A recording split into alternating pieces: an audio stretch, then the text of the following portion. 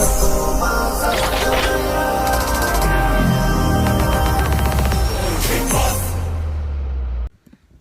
Guys, Bigg Boss ടോക്കാണ്. വീണ്ടും ഒരു പ്രൊമോ വന്നിട്ടുണ്ട്. ഇനി നമുക്ക് റിവ്യൂ റിയാക്ഷനൊക്കെ ചെയ്യാൻ വലിയ സാധ്യത കുറവുള്ള നിമിഷങ്ങളാണ്. ഞാൻ നാളെ വയനാട്ടിലേക്ക് ഒരു റിസോർട്ടിലേക്ക് യാത്ര തിരിക്കുകയാണ്. അപ്പോൾ ചില സമയങ്ങളിൽ വർക്കിൻ്റെ ഭാഗമായി നമുക്ക് നിങ്ങളുമായി ബന്ധപ്പെടാൻ സാധിച്ചിട്ടില്ലെങ്കിൽ സമയം കിട്ടുമ്പോൾ നമ്മൾ റീസെൻ്റ്ലി നമ്മുടെ റിവ്യൂ റിയാക്ഷനൊക്കെ ബിഗ് ബോസിന് വേണ്ടി ചെയ്യുന്നതായിരിക്കും. ഇത് പ്രൊഫഷനാണ്. അപ്പോൾ അത് വിട്ടുകൊണ്ട് ജീവിക്കാൻ പറ്റില്ല. എന്തിനും ഏതിനും PR ഉണ്ടെങ്കിൽ തന്നെ ജീവിക്കാൻ പറ്റൂ എന്നൊക്കെ പറയുന്ന ഈ ഇമോഷണൽ ഓഫ് മെറ്റീരിയൽ മനുഷ്യനുണ്ടാകുന്നത് കൊണ്ടാണ് നമുക്ക് പണം ആശ്രയിക്കേണ്ടത്.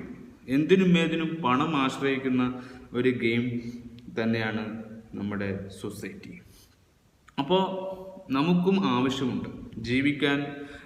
പണമില്ലാതെ നമുക്ക് എവിടെയും ഒരു ഉയർത്തെഴുന്നേൽപ്പ് നമുക്കുണ്ടാവില്ല. പക്ഷേ കുറേ കാലമായി ഞാൻ പല ജോലികളും, പക്ഷേ ഇപ്പോൾ കാര്യപ്പെട്ട ഒരു ജോലി നമുക്ക് പ്രൊഫഷൻ രീതിയിൽ തന്നെ കിട്ടുന്ന ജോലി തന്നെയാണ്. അപ്പോൾ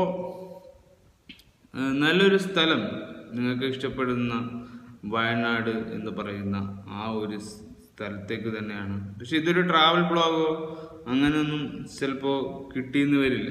അതിനുള്ള ഫോണോ അതിനുള്ള ഗാഡ്ജറ്റ്സോ ഒന്നും എൻ്റെ കൈകളിലില്ല. കാരണം ഞാൻ ചെയ്യുന്നത് ചെറിയൊരു ഐഫോണിലാണ്. അതിലൂടെയാണ് ഞാൻ നിങ്ങളിലേക്ക്, നമ്മളുടെ പ്രേക്ഷകരുടെ കാര്യങ്ങളൊക്കെ നിങ്ങളിലേക്ക് പങ്കുവെക്കുന്നത്. അപ്പോൾ എന്ത് വന്നാലും നിങ്ങളെല്ലാം ക്ഷമിക്കുക എന്നല്ലാതെ വേറെന്ത് പറയണം. ഈ റിവ്യൂ കഴിഞ്ഞ് നാളെ എനിക്ക് ഈ രാത്രി തന്നെ ഇതിൻ്റെ റിവ്യൂ ഇടാൻ പറ്റിയെങ്കിൽ അത് ഞാനിട്ട് പിന്നെയുള്ള റിവ്യൂവും പ്രൊമോ ഒക്കെ വരുന്നിടത്ത് കാണാം എന്ന് പറയുന്ന രീതിയിലായിരിക്കും എനിക്ക് പറയാൻ കഴിയുക. കാരണം ലൈഫിൻ്റെ ഒരു ഭാഗത്തേക്ക് എത്തുമ്പോൾ നമ്മുടെ പ്രായവും നമ്മുടെ അതിജീവിതവും ഒക്കെ ഒരു ഭാഗത്തെത്തുമ്പോൾ നമ്മളെ തന്നെ പൊസസീവ്നെസ് നമുക്കുണ്ടാകും. അപ്പോൾ ഒരു റീച്ച് കിട്ടാതെയും ഒരു ലൈഫ് എത്തിപ്പെടാതെയും ചെയ്യപ്പെടുമ്പോൾ നമുക്കത് വിട്ടിട്ട് പോകാൻ കഴിയില്ല. ഞാൻ പ്രേക്ഷകരെ മറന്നുകൊണ്ട് യാത്ര തിരിക്കില്ല. പിന്നെ ആ യാത്രയിലൂടെ നിങ്ങളെയും കൂട്ടിക്കൊണ്ട് തന്നെ സഞ്ചരിക്കാൻ ശ്രമിക്കും. പക്ഷേ അവിടെ എത്തിയിട്ടേ ബാക്കി പ്ലാൻ. പിന്നെ വിജയാഘോഷങ്ങളും ഈ ബിഗ് ബോസ് വിജയങ്ങളൊക്കെ ഞാൻ ഇന്നും കാണും. അപ്പോൾ ഈ ഒരു ഷോയും കൂടി നമുക്ക് കാര്യമായി 69 എപ്പിസോഡ് കഴിഞ്ഞു. ഇനി 70ാമിലേക്ക് കടക്കാനുള്ള എല്ലാ വീക്കെൻഡിൻ്റെയും ഇനി കുറച്ച് ആഴ്ചകൾ മാത്രമേ ബിഗ് ബോസ് ഉണ്ടാവുകയുള്ളൂ. അപ്പോൾ അതുവരെ നിങ്ങൾ കാണും, അതുവരെ നമ്മൾ പിടിച്ചു നിന്നു. ഇനി ചിലപ്പോൾ നമുക്ക് വേണമെങ്കിൽ ലാസ്റ്റ് എപ്പിസോഡ് ചെയ്യാമായിരിക്കാം. നമുക്കിപ്പോൾ ഒരു ബ്രേക്ക് തന്നെയാണ്. അപ്പോൾ നമുക്കിതും കൂടി നമുക്ക് റിവ്യൂ ഇടാൻ കഴിയുമെങ്കിൽ ഇത് റിയാക്ഷൻ വീഡിയോ ആണ്, ഒരു പ്രൊമോ റിയാക്ഷൻ. ഇനി 3 പേരാണ് അല്ലേ? ലക്ഷ്മി, അക്ബർ ആൻഡ് ബെന്നി. നിങ്ങൾ 3 പേരിൽ നിന്നും ഒന്നോ അതിലധികമോ പേർ ഇന്ന് ഈ ബിഗ് ബോസ് വീട്ടിൽ നിന്നും പടിയിറങ്ങും.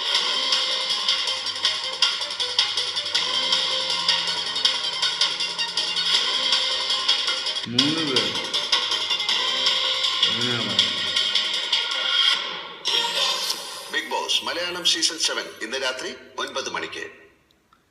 ഇന്നലത്തെ ലാലേട്ടൻ്റെ പ്രകടനവും വേഷവും ഉടുത്തിരിക്കുന്ന വസ്ത്രവും ഒക്കെ വലിയൊരു മരണമാസ തന്നെ. ഇന്നും ഒരു ബ്ലാക്ക് ഷർട്ട് ഇട്ട്, പക്ഷെ അതൊരു കുർത്തയാണ്. അപ്പോൾ നമുക്കത് റിലേറ്റ് ചെയ്യാൻ പറ്റുന്നില്ല എന്ന് തന്നെയാണ്. പക്ഷേ ജനങ്ങളുടെ, പ്രേക്ഷകരുടെ പിന്തുണ പോലെ ഇരിക്കും അതിൻ്റെ അഭിപ്രായങ്ങൾ മാനിക്കുക. അങ്ങനെ തന്നെയാണ് ഞാനും പറയുന്നത്. അപ്പോൾ പ്രാവശ്യം എത്ര പേരാണ് വിഷനിൽ വന്നിരുന്നത് എന്ന് നമുക്ക് ഒന്നും കൂടി ചെക്ക് ചെയ്യേണ്ടിയിരിക്കുന്നു. കാരണം 2 പേർ സേഫായി.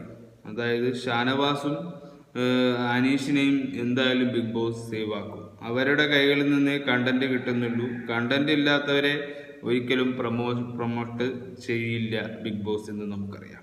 അപ്പോൾ ഇനി ബാക്കി എത്ര പേരുണ്ട്? ബിന്നി, അനുമോൾ, അക്ബർ, ലക്ഷ്മി, സാബുമോൻ, നെവിൻ. ഇപ്പോൾ ബിന്നി പോയാൽ പിന്നെ വരാൻ പോകുന്നത്, ബിന്നിയും അനുമോളും പോയാൽ പിന്നെ വരാൻ പോകുന്നത് അക്ബർ, ലക്ഷ്മി, സാബുമോൻ, നെവിനാണ്. ബിന്നിയും അനുമോളും സേവഡ് ആകാൻ സാധ്യതയുണ്ട്. ബാക്കി എങ്ങനെയാണെന്നത് വരുന്നിടത്ത് കാണാമെന്നാണ് നമ്മുടെ പ്രതീക്ഷ. അപ്പോൾ ഇതിൽ ആര് പോയാലും നമുക്കൊന്നുമില്ല. കാരണം ഇവിടെ ഒരു പേഴ്സണൽ മത്സരാർത്ഥിയില്ല. അതുകൊണ്ട് തന്നെ ആര് ജയിച്ചാലും നമുക്ക് നല്ലത് തന്നെയാണ്. അതുകൊണ്ട് PR-ഉം കോമണേഴ്സും ആ ഒരു വിഭാഗത്തിൽ നിന്ന് പ്രതികരിച്ച് നമ്മൾ വേറൊരു ലോകത്തേക്ക് എത്തിയതുപോലെയാണ്. അപ്പോൾ ഈ പ്രഡിക്ഷനും ഈ PR-ഉം ഒക്കെ ഈ ലോകത്ത് വേണമെന്ന് തന്നെയാണ്, നിഷേധിക്കുന്ന കാര്യമല്ല. അതുകൊണ്ട് തന്നെ ഇത്തരത്തിലുള്ള കാര്യങ്ങൾ ഈ ലോകത്തുണ്ടെങ്കിലേ നമുക്ക് മനുഷ്യർക്ക് ജീവിതം ഇതിനും വലിയ മെച്ചപ്പെടുത്തി ജീവിക്കാൻ പറ്റും. അപ്പോൾ ഞാൻ ആരെയും, പലർക്കും പല ഇഷ്ടങ്ങളുണ്ടാവും. പക്ഷെ ആ ഇഷ്ടങ്ങളൊന്നും നമുക്ക് ഈ ബിഗ് ബോസ് ഷോ കണ്ടുകൊണ്ട് നമുക്ക് റിയലൈറ്റ് ചെയ്യാൻ പറ്റില്ല. കാരണം ബിഗ് ബോസ് ഷോ എങ്ങനെയാണ് എന്നാണ് നമ്മുടെ വിലയിരുത്തൽ. അതിനെയാണ് കേന്ദ്രീകരിച്ച് ആ ഒരു അഭിപ്രായത്തോടാണ് നമ്മൾ കൂടുതൽ സംഗമിക്കുന്നത്. ഞാൻ എല്ലാ എപ്പിസോഡും കാണുന്നവരാണ്, എല്ലാ ഷോയും കാണുന്നതാണ്, എല്ലാ കാര്യങ്ങളും അറിയുന്നവരും തന്നെയാണ്. ഞാൻ ഈ ബിഗ് ബോസ് ഷോ കണ്ടു തുടങ്ങിയ കാലഘട്ടത്തെ ബിഗ് ബോസിൽ എന്തെല്ലാം ഉണ്ട്, എന്തൊക്കെ ഉണ്ടാവും, എന്തൊക്കെ ഉണ്ടാവില്ല, എന്തൊക്കെ ഉണ്ടാവാൻ സാധ്യതയുണ്ട് എന്നൊക്കെ പ്രെഡിക്റ്റ് ചെയ്യാൻ പറ്റുന്ന ഒരു കാറ്റഗറിയിൽപ്പെട്ടവനാണ്. ഒരു യൂട്യൂബറും ഒരു ഇൻഫ്ലുവൻസറും ഒരു ആർട്ടിസ്റ്റുമാണ്. ഇപ്പോൾ ഞാനൊരു ആർട്ടിസ്റ്റും കൂടിയായിരിക്കുകയാണ്. അപ്പോൾ അതുകൊണ്ട് തന്നെ പറയുകയാണ്, ഒരു നിലപാടിൽ ഉറച്ചു നിൽക്കുക എന്നതാണ് ബിഗ് ബോസിൻ്റെ മെയിൻ ഗെയിമാണ്. ഇവിടെ ആരും ആരെയും ആക്കാൻ വേണ്ടി വേണം, സഹോദരനാക്കാനോ സുഹൃത്തുക്കളാക്കാനോ അച്ഛനാക്കാനോ നന്മമരം കളിക്കാനോ ഒന്നിനും ഒന്നുമില്ല. തൻ്റെ ഗെയിം അവിടെ കളിച്ച് ആ ഗെയിം അവിടെ ഫിനിഷാക്കി ബാക്കി പണി നോക്കിക്കൊള്ളണം. ഇനി പ്രേക്ഷകരുടെ കൈകളിലാണ്. നിങ്ങളുടെ ജീവിതവും നിങ്ങളുടെ പുരസ്കാരങ്ങളും അവർ നിങ്ങൾക്ക് വെച്ച് നീട്ടിത്തരേണ്ടതാണ്. പക്ഷെ ആ വെച്ച് നീട്ടുന്നത് പുറംകാലുകൊണ്ട് നിങ്ങൾ തൊഴിക്കരുത്. അത് സ്വീകരിക്കുക, പോവുക. അത്ര മാത്രമേ നിങ്ങൾ കണ്ടസ്റ്റൻസ് ചെയ്യേണ്ടതുള്ളൂ. ബാക്കിയെല്ലാം പതിവ് പോലെ എല്ലാവർക്കും കിട്ടുന്നത് പോലെ വന്നോടും.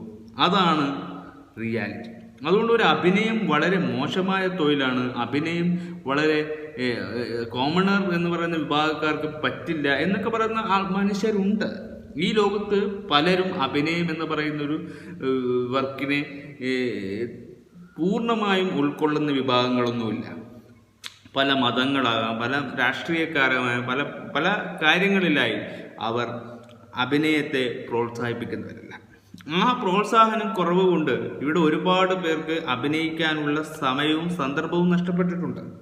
അതൊക്കെ ഈ ഒരു ഷോ കൊണ്ട് ഇല്ലാതാവുമെങ്കിൽ അതൊരു വലിയൊരു കാര്യമാണ്. ജനങ്ങളെ ബോധിപ്പിച്ചു. ഇന്നലെ ഒരു ഉമ്മ, പക്ഷെ ഞാൻ വളരെ ഞെട്ടിപ്പോയി. ഒരു ഉമ്മയും മകനും വന്നു എന്ന് പറയുമ്പോൾ നമ്മുടെ സൊസൈറ്റിയിലുള്ള ആൾക്കാർക്കൊന്നും ഇതൊന്നും ചിന്തയിലേ എടുക്കുന്നില്ല. ഈ ഒരു ഷോ നെഗറ്റീവിന് വേണ്ടി മാത്രമുള്ളതാണ് എന്നതാണ്. പോസിറ്റീവ് കൊടുക്കുന്നില്ല എന്ന ചിന്ത പലരിലും വന്നിട്ടുണ്ട്. അതുകൊണ്ട് തന്നെയാണ് പറയുന്നത് ഷോ ഈസ് ഗ്രേറ്റ് ആവണം. ഷോ ക്രെഡിബിലിറ്റി ഉള്ള ഷോ ആണ്. ഷോക്ക് ഒരു ഉത്തരവാദിത്തം വേണം, ഒരു മഹിമ വേണം, ഒരു പൾസ് വേണം. ആ പൾസാണ് ലാലേട്ടൻ. അപ്പം ലാലേട്ടൻ ഹോസ്റ്റ് ആകുമ്പോൾ അതിൻ്റെതായ രീതിയിൽ, അതിൻ്റെതായ പ്രവൃത്തിയിൽ, അതിൻ്റെതായ സ്റ്റാൻഡിൽ എടുത്താൽ മതി. ആരും ബിഹേവ് ചെയ്യുന്നത് രീതിയിൽ നമ്മൾ സംസാരിക്കണ്ട. ലാലേട്ടൻ്റെതായ പവറിൽ സംസാരിച്ചാൽ മതി. അതുകൊണ്ട് തന്നെ അത് ബിഗ് ബോസ് ചലഞ്ചിങ് എന്ന കാറ്റഗറി വന്നോളൂ. അപ്പോൾ ലാലേട്ടൻ ഇന്നലെ വന്ന ആ കോസ്റ്റ്യൂംസിലല്ല ഇന്ന് വന്നിരിക്കുന്നത്. ഇന്ന് വേറെ ലുങ്കിയും ഒരു കുർത്തയിലൂട്ടാണ്. ഇന്നത്തെ കോസ്റ്റ്യൂംസിൻ്റെ കാര്യത്തിൽ യാതൊരു ജഡ്ജ്മെൻറ്റും നമുക്ക് പറയാൻ കഴിയില്ല. കാരണം ഇതൊരു എഫിഷ്യൻറ്റ് സമയമാണ്. എവിക്ഷൻ സമയം വരുമ്പോൾ പല കാര്യങ്ങൾ നമുക്ക് സംസാരിക്കാൻ കഴിയില്ല, പല രീതിയിൽ സംസാരിക്കാൻ കഴിയില്ല. ഇന്നലെ എവിക്ഷൻ നടക്കാത്തത് കൊണ്ട് ഇന്നലെ ഒരാൾ എവിക്ഷനിൽ പോവേണ്ടതായിരുന്നു, അത് ആരായാലും പോവും. അപ്പോൾ അതുകൊണ്ട് ആ സങ്കടങ്ങളൊന്നും നമുക്കില്ല. നമുക്ക് പ്രാവശ്യം ഒരു ഫേവറേറ്റ് കണ്ടസ്റ്റൻസ് എന്ന പേരിൽ അറിയപ്പെടാൻ ആരുമില്ല. കാരണം ഈ 50 ദിവസം കഴിഞ്ഞിട്ട് പോലും നമുക്ക് ആരെയും കിട്ടിയില്ല എന്ന് പറയുമ്പോൾ ഇപ്രാവശ്യം ഒരു പേഴ്സണൽ കണ്ടസ്റ്റന്റ് ഇല്ല എന്നത് വ്യക്തമാക്കിയിരിക്കുകയാണ് ബിഗ് ബോസ്. അപ്പോൾ അവിടെ കളികൾ മാത്രം, കളിക്കുക, പോവുക, വരിക, ഈ ഒരു കാര്യങ്ങളിലേക്ക് മാത്രം മാറുകയാണ് ഈ 7ന്റെ പണി സീസൺ എന്ന് പറയുന്നത്. അപ്പോൾ പക്ഷെ ആരും ഇവിടെ നാഥനില്ല, അതാണ് പ്രശ്നം. ഈ ബിഗ് ബോസിൽ, ഇപ്രാവശ്യത്തെ ബിഗ് ബോസിലെ നാഥൻ ലാലേട്ടൻ തന്നെയാണ്. അങ്ങനെ തന്നെ എനിക്ക് തോന്നി. കാരണം ഇപ്രാവശ്യത്തെ കപ്പ് മുഴുവൻ ലാലേട്ടന് കൊണ്ടുപോവാം. കാരണം അങ്ങനെ പ്രകടനങ്ങൾ കാഴ്ചവെച്ചിട്ടുണ്ട്. അപ്പൊ ആ പ്രകടനങ്ങൾ കാഴ്ചവെച്ച നിലയിൽ ഇപ്രാവശ്യത്തെ ബിഗ് ബോസിനൊരു നാഥൻ വേണം. അതിൽ അറിയപ്പെടുന്ന ഒരു നാഥനെ ഉണ്ടാക്കിയേ പറ്റൂ. അതൊരു കോണ്ടന്റ് തന്നെയാണ്. ആ കോണ്ടന്റ് ക്രിയേറ്റിവിറ്റി അവിടെ ഉണ്ടാക്കാൻ ആ മത്സരാർത്ഥി തന്നെ ഒന്ന് ശ്രമിക്കുന്നത് നന്നായിരിക്കും. അവരോട് പറഞ്ഞാൽ അവർ അത് കേൾക്കുന്നൊന്നുമില്ല. ഇത് അവരോട് പോയി പറയുകയോ അത് അവരോട് പഠിപ്പിച്ചു കൊടുക്കുകയോ ഒന്നും ചെയ്യുന്നില്ലല്ലോ ബിഗ് ബോസ്. നമ്മൾ പറയുകയാണ്. പക്ഷെ അതുപോലെ കണ്ടന്റ് ഉണ്ടാക്കാൻ ബിഗ് ബോസ് അവർക്ക് ക്ലൂ ഇട്ട് കൊടുക്കണം, ഒരു ഹിന്റ് ഇട്ട് കൊടുക്കണം. അതുപോലുള്ള ഒരുപാട് ഹിന്റാണ് ഇന്നലെ ബിഗ് ബോസ് കാട്ടിക്കൊടുത്തത്. അതൊക്കെ അവർക്കൊരു വലിയൊരു ഹിന്റ് തന്നെയാണ്. ഇപ്പൊ ഇത്ര കാലം കാണിച്ചത് പ്രേക്ഷകരെ കാണിക്കുകയാണ്. പ്രേക്ഷകരിത് കണ്ടതാണല്ലോ. കണ്ടത് വീണ്ടും വീണ്ടും പ്രേക്ഷകരെ കാണിക്കുമ്പോൾ അത് ആവർത്തന വിരസതയാവും. അതുകൊണ്ട് അത് മത്സരാർത്ഥികളെയാണ് കാണേണ്ടത്. താൻ ചെയ്തു കൂട്ടിയത് മത്സരാർത്ഥികൾക്ക് അയ്യേ എന്ന് തോന്നുന്ന വിധത്തിലുള്ള കാര്യങ്ങളാണ്. ഇപ്പൊ റീൽസ് എന്ന് പറയുന്ന കാര്യങ്ങൾ ഒരു മോശമാണ് എന്ന് പറയുന്ന ചില ആൾക്കാരുണ്ട്. റീൽസ് ചെയ്താൽ നിന്റെ അഭിനയം തെറ്റ്, നീ ചെയ്യുന്നത് ബബ അങ്ങനെ പറഞ്ഞ് പല എന്നെ പോലും കളിയാക്കിയിട്ടുണ്ട്. പക്ഷെ റീൽസ് ഒരു മോശമായ കാര്യമല്ലല്ലോ. ഈ സമൂഹത്ത് റീൽസ് ചെയ്യാത്ത ആരാ ഉള്ളത്? റീൽസ് ചെയ്താൽ എന്താ കുഴപ്പമെന്നാണ് പലരും ചോദിക്കുന്നത്. അപ്പോൾ ഒരു ലാലേട്ടന് പോലും റീൽസ് ചെയ്യുന്നതുകൊണ്ട് യാതൊരു കുഴപ്പം തോന്നുന്നില്ല. പിന്നെ എങ്ങനെയാണ് പ്രൊഫഷണൽസിന് എങ്ങനെ നമുക്ക് കാണിച്ചു കൊടുക്കാൻ പറ്റും? ഇപ്പോൾ റീൽസും ചെയ്യാം, അതൊക്കെ ചെയ്യുന്നത് നല്ല കാര്യമാണ്. അപ്പോൾ ഒരു മനുഷ്യന് എന്തൊക്കെ സാധിക്കുമെന്നത് അവനവൻ്റെ കൈകളിലാണ്. അത് റീൽസിലായാലും ഏത് രീതിയിലായാലും നമുക്ക് ചെയ്യുന്നത് നല്ലത് തന്നെയല്ലേ? നമുക്ക് ഇഷ്ടപ്പെട്ട മേഖലകളിൽ എത്തിപ്പെടാൻ വേണ്ടിയല്ലേ? അപ്പോൾ അതിനെ കോൺട്രവേഴ്സി ചെയ്ത് നമ്മൾ തളർത്തരുത്. അപ്പോൾ കൺഫ്യൂഷനാക്കി മനുഷ്യരെ മൈൻഡ് ഗെയിമെന്ന് മെൻ്റൽ ഗെയിമിലേക്ക് മാറ്റരുത്. അതുകൊണ്ട് നമ്മൾ എന്താക്കണം?